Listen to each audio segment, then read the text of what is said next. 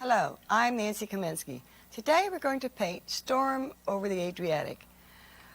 Umbrella pines are very characteristic of Italy, and we're going to try to paint them today in the wind. It's a lovely painting. Stain your canvas as usual, like this. With the umber wash,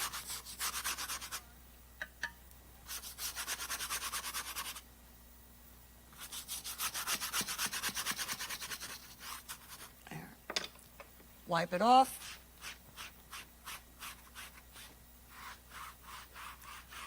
Not too hard, please.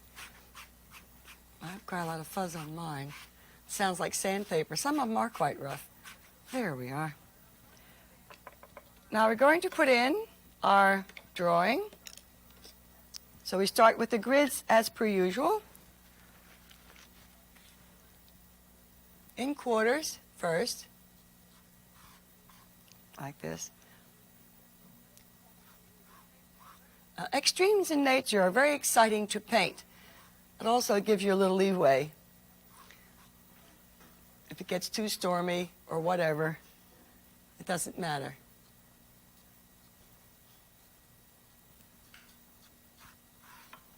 There.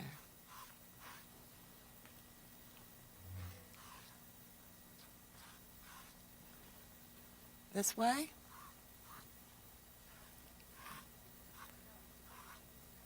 Now, the important thing to remember in a landscape or seascape or whatever is the horizon line. It shouldn't be in the center. It should be less than center or above, whichever is more dominant, either the foreground or the sky. In this case, we have a very dominant or exciting sky, so the foreground is not as large or as wide. So the line here would be on the first line from the center, like this. Incidentally, this is an uneven shoreline. For the sake of the painting, we would anyway. Now, we also have a bit of sea, and I was very cagey in having a wee bit for you for the first time around in the wild sea. So we just have a suggestion of a sea here like this, a wee bit like that. You start from the bottom. You see, always start from the bottom, and then start working your objects in on either the ground or the sea, whichever the case may be, like that. Fine. Now, because you have a marvelous cloud formation, and we don't want to get lost there, I should say in the storm, but there we are. We're going to have a beautiful cloud bank right up here like this. I'll put that in very lightly like that. We have another one in the center of the canvas like this. Like that. It's quite large on this side and rather fades out here, like this. We will shade those, but for just a moment, we will just put the outline and like that. Fine. Now we have umbrella pines, about 3 of them here. The position of them is rather important. They are blowing in the breeze, and then we have a young one over here, a young tree. Let's start here. Let's have one tree like this. Start right about here, like that. Please, well, maybe I will put the foliage in because you don't know what they look like, and then, as per usual, we will paint them out. Let's have the other tree going this way. Because they're by the sea, they tend to lose their shape. Actually, they're quite straight, but along the sea, they take on peculiar shapes because of the wind. And that's pretty much any place, even if there isn't a storm. Have this one going like this, like that. Now, the branches are blowing in the breeze like this. They are actually a little gnarled. They're not straight like that. They're very interesting, by the way, and I love painting them. The foliage is at the top in a cluster, giving the appearance of an umbrella. That's why they're called umbrella pines. And near Rome, there's a whole grove of them. Incidentally, it was used in one of Fellini's movies, and it's quite interesting. And it's also a little eerie. I think that's why he used it. He seems to like that kind of film, to make that kind of film.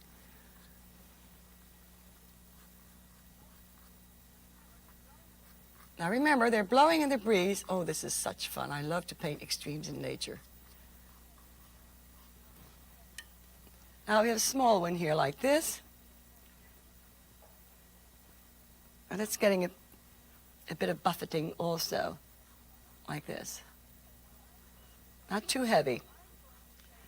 Now I'm going to shade them in very lightly with my brush because I want to show you the characteristics of these trees, but as you know, we will paint them out. That's not a very nice trunk, so I'm going to paint that out. Like that. Okay. Now we've got the drawing in. We're going to shade it. In this case, actually the light is coming again from the left, if there is any light, but there is some. There's always some light coming from some place. So we're going to shade the clouds, but again, as I said, it's not a question of the lights and darks are not extreme in this painting because of the conditions.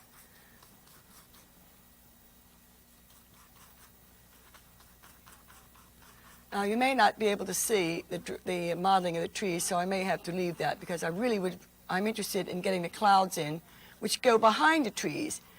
And since they are first, they are much more important. So we will do this much later. I'm not going to do it right now.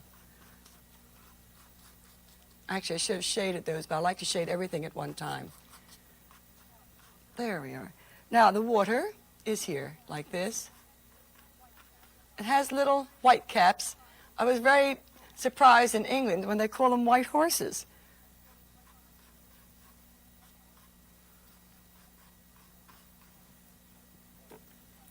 This is the water. And again, it's rather rough, but no waves, please. You'll bless me for that when you go to paint it. We're going to shade the foreground. It's quite dark at the top, like this. This is a very interesting foreground, by the way.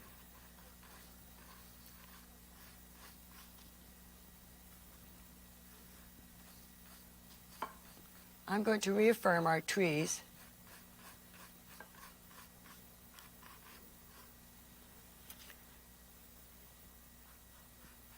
Make them a little darker because we have lost them. Now you will paint the trucks out except in the very lower part, so you'll still know where they will go. Don't fuss, huh? You won't lose it. They're a little different. Don't worry about it. I think I will make them a little darker. Like this. And you know. There we are. Like that. There. This is our drawing. Now we're finished the drawing. Let's start with the painting. This is the fun part. We'll always start with the light tone at the horizon.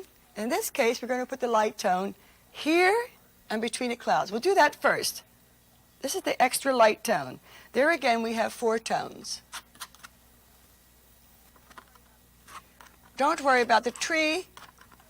We will paint that in later. Go through it.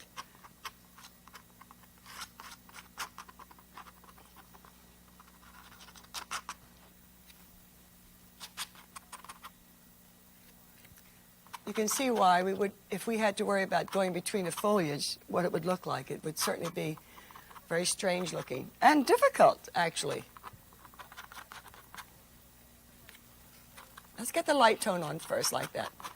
Of course, please, in a rather uneven fashion, this way. After all, they are storm clouds.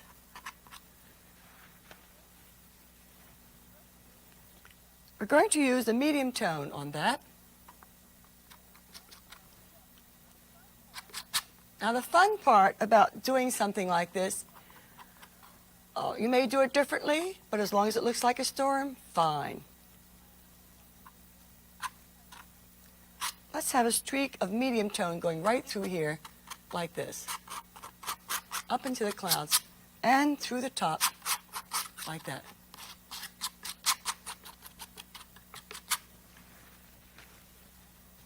I think that I'm going to add a little bit of orange, or lavender, excuse me, lavender, right there at the base. There's an interesting tone here like that.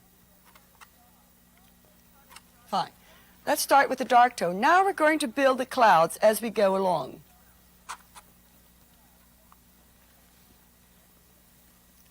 medium and dark. And this is the stroke we use. Generally, the clouds are round. The cumulus clouds are especially that way.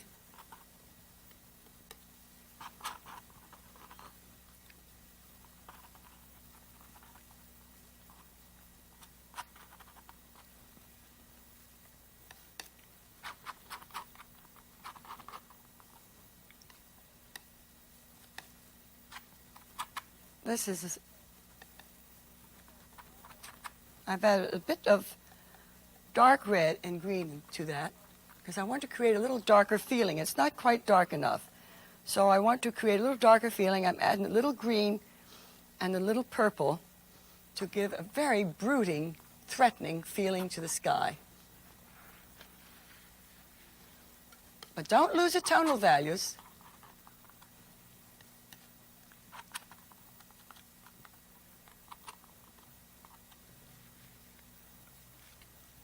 Now let's go back with the light tone, like this.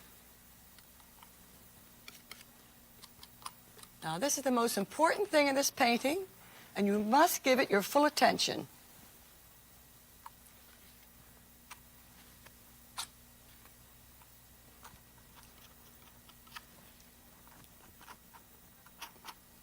Turner did fantastic skies and water.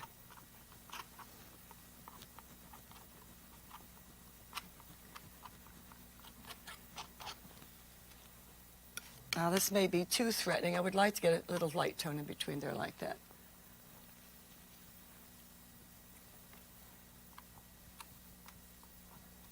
All right, let's leave that for the moment. Now let's go to the water. Let's put a very dark tone along the water's edge because it's very deep out there. So we have an extra dark tone.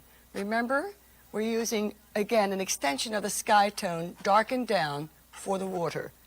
So we do that first, like this. You see, we've almost lost the trees.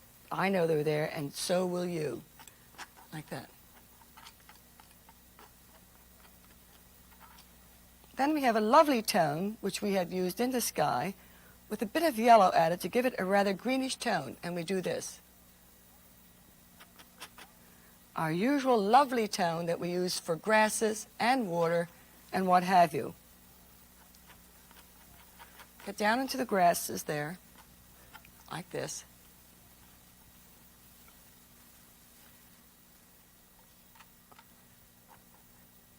You may be tempted to do some field painting, which we've done in California. But be very careful that you don't have a storm coming up. And that can happen. We were painting at the beach in Ventura, and we were painting the sea, and a storm came up, and the students' work got all full of sand. And when I went back to one of my students, I said to Fran, "What happened to your painting?" She said, "A woman came by." I was busy with another student. And she said, "Oh, there's one of those sand paintings," and she bought it. She was so hysterical, and of course, it was the funniest thing you can imagine. So that was a plus, but it's not always so profitable, I'll tell you. Now, you see, we're getting a feeling, right? I think you have the feeling that I'm enjoying this a bit. You're right, I am.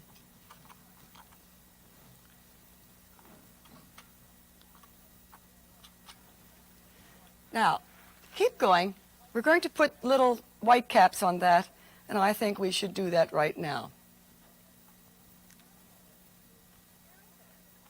Here and there. No waves, please. The little greenish tone that we've put in there tells us that the water is coming up, and because they are lighter. When the water turns up, the light gets through it, and it gets quite a beautiful shade of green. Let's go to the foreground. Let's start with the dark tone of green like this, and on that we're going to add purple, like this. Oops, don't forget to cover it all up. There we are. Dark green, the very darkest green, like this. This is almost in silhouette. And this is what creates the fantastic contrast, which gives a painting a great deal of excitement. Like this. Take purple and dark green and work them together. Like that. We have a lovely shadow here. There again, work it over like this. Now this may give you qualms, but don't. Just keep painting now. Like you know what you know that you know what you're doing, even if you don't. Don't be afraid of failure, and don't be afraid if you're not a Michelangelo the first time around. Fine, now we're going to take some yellow ochre and work it in with the middle tone of green like this.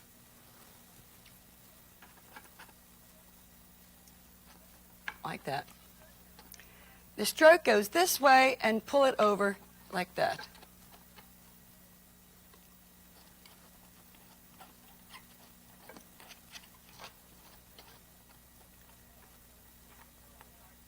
Bring some of the dark tone across the foreground. Again, we're going to add yellow ochre in there to give a feeling of grasses that are growing along the beach. I think the beach is my favorite place. I adore the beach. So I might paint this lovingly, and it's true. A little yellow ochre also gives the painting a little excitement and contrasting color, which is very nice with the blues. I'm going to add a very light tone in there. I'm trying to give you as many colors as I can.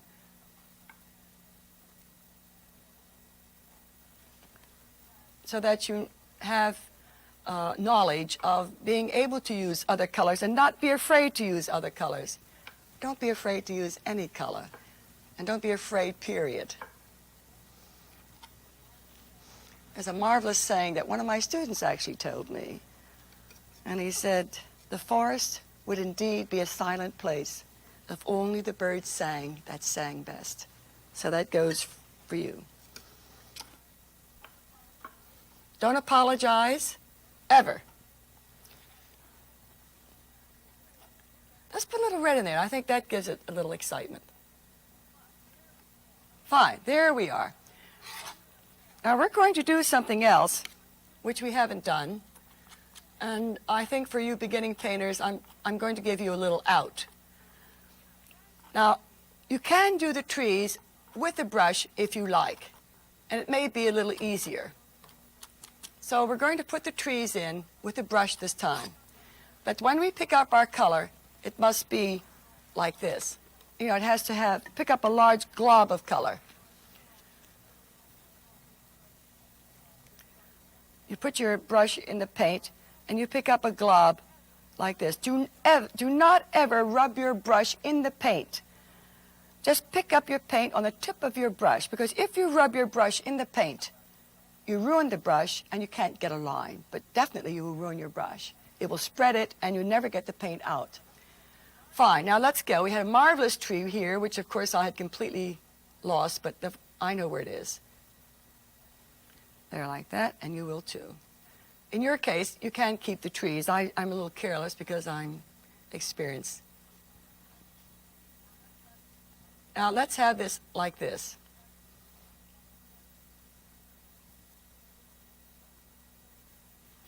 Clean your brush constantly. Then let's put all our trees in first, like that.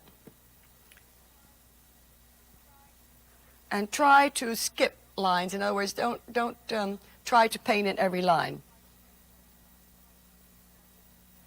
And have this one really bending in the wind, like that. And now we start bending the branches this way. Give them knuckles now. Don't have just little smooth round branches, because they're not. However, we will use a knife in just a moment, because there's another technique which is very helpful in a case like this. Like that. This is what we have to do. Like this. These branches are all doing this. Clean your brush constantly because it picks up the paint from the background and nullifies the stroke and the color. So you must constantly clean your brush like you do your knife. In a moment, I'm going to show you how we are going to take the knife and scratch in the secondary fine branches. Leave that for just a moment. Let's do our little tree over here, tiny little one here, like this.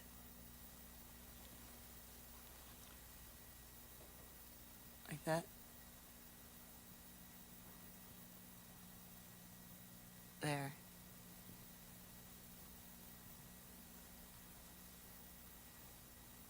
Storms are very satisfying.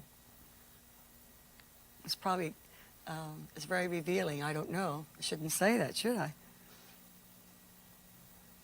With all these armchair psychiatrists around, you can't rub your ear without somebody putting a label on. It's terrible. Time was when you could be peculiar, and it was considered an asset.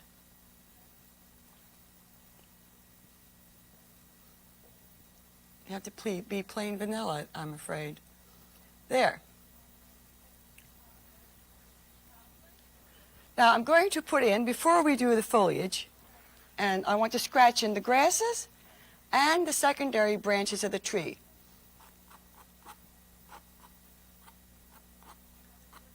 See how this works for you? Because they're too fine to draw with a paintbrush. You see? You have to do this. Pull it out like that.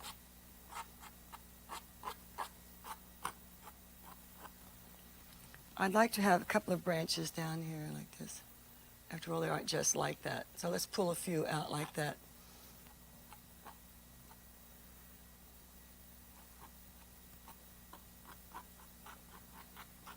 Now let's get a very wind-swept look.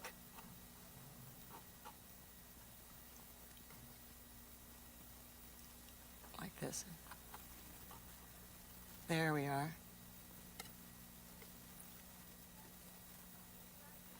We will scratch in some grasses because you do have this at the sea. It's wild. It's a wild coast.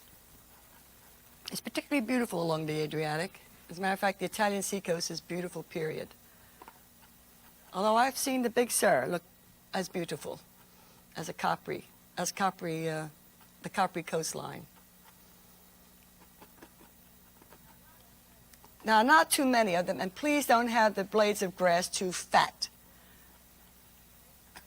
And they should also, oops, I should have had them blowing in the breeze also. Dear me.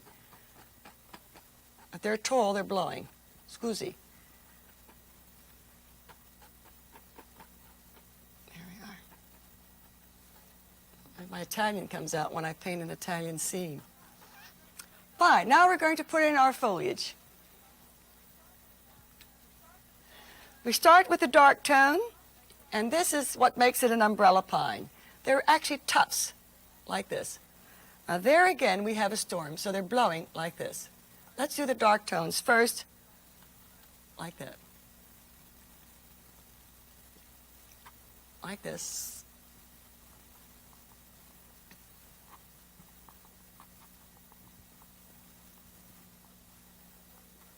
And we're going to run a few scratches between that, you see, to, again, tell us something. That it's blowing.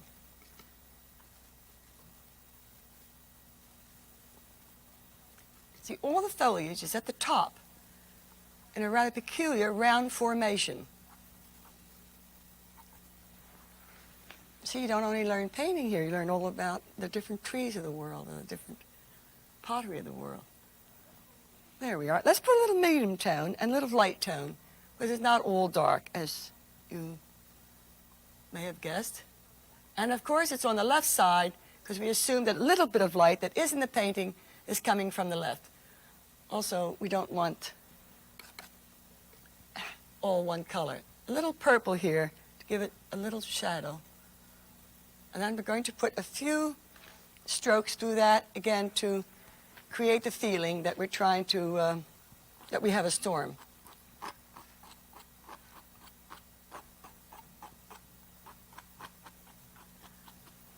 Because you're seeing the branches through that. As they blow, you're seeing the underside and all the branches. Like that. I would like to put a little darker tone at the base here. That's very important. As you know, I always like the foreground to be darker. And no less here.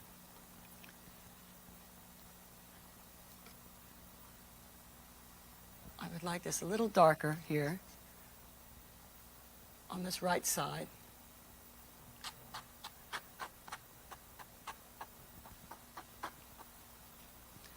Got to be the wildest storm they've ever had, I'm sure.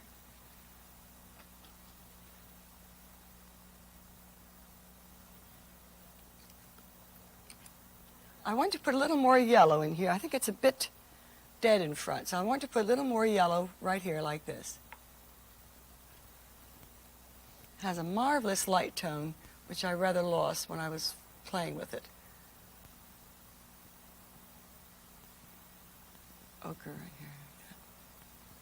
And a little more red.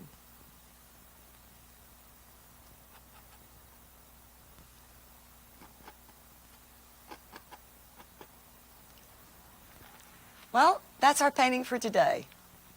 And now for the signature.